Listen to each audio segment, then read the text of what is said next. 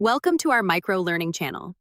In today's video, we would like to discuss on the topic organic chemistry, the chemistry of carbon compounds. When I first heard the words organic chemistry, I thought it was just about complicated formulas and endless reactions. But once I understood the main idea, it became much easier. Organic chemistry is really the chemistry of carbon compounds, and carbon is special because it can form an incredible variety of molecules. So today, I'm going to break down the basics of organic chemistry, what it is, why carbon is so important, common hydrocarbons, functional groups, reactions, and why this topic matters in real life. Section 1. What is organic chemistry? Organic chemistry is the study of compounds that contain carbon. Most organic compounds also contain hydrogen, and many contain oxygen, nitrogen, sulfur, halogens, or other elements. The reason carbon is so important is because carbon atoms can bond strongly with other carbon atoms and with many different elements.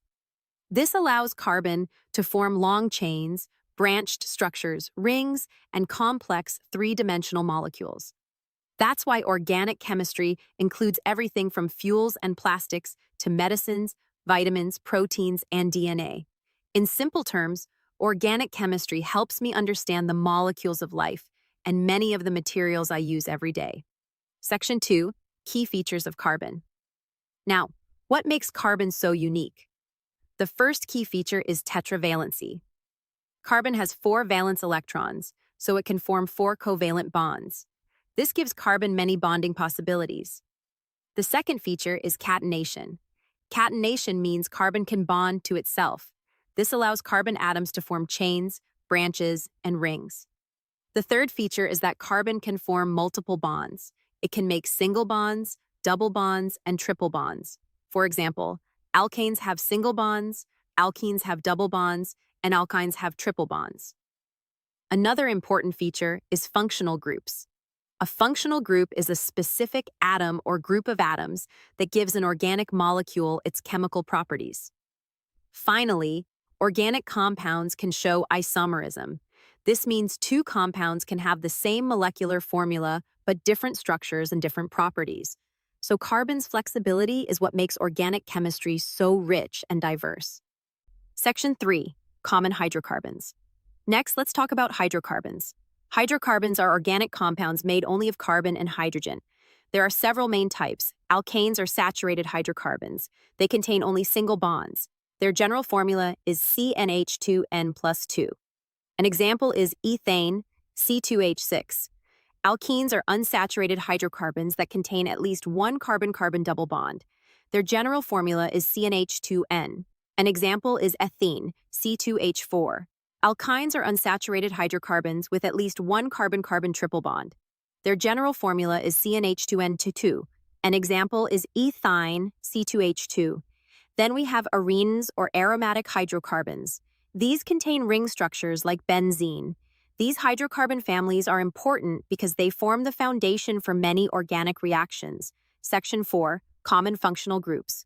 Now, functional groups are one of the most important ideas in organic chemistry. They help me predict how a molecule will behave. For example, the hydroxyl group, written as ROH, forms alcohols. Ethanol is a common example. An aldehyde contains the group RCHO.